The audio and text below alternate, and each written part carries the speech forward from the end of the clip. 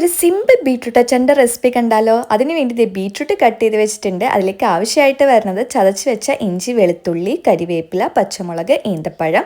ചട്ടി ചൂടായി കഴിയുമ്പോൾ എണ്ണ ഒഴിച്ച് ചതച്ച് വെച്ച ഇഞ്ചി, വെളുത്തുള്ളി ആഡ് ചെയ്ത് അതിൻ്റെ പച്ചമണം മാറണ വരെ ഒന്ന് സോട്ട് ചെയ്യുക.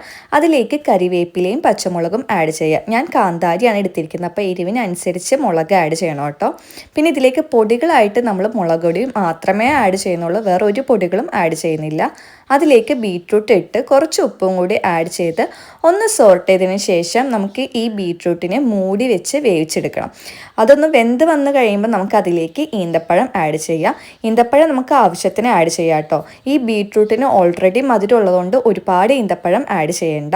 പിന്നെ അതിലേക്ക് കുറച്ച് കായപ്പൊടിയും ഉലുവപ്പൊടിയും ആഡ് ചെയ്ത് വിനീഗറും കൂടി ഒഴിച്ച് കഴിഞ്ഞ് അതൊന്ന് കുറുകി വരുമ്പോഴേക്കും നമ്മുടെ ബീട്രൂട്ട് അച്ചാർ ഇവിടെ റെഡി ആയിട്ടുണ്ട്. ട്രസ്റ്റ് മീ ഗൈസ്, അടിപൊളിയാണ് കേട്ടോ.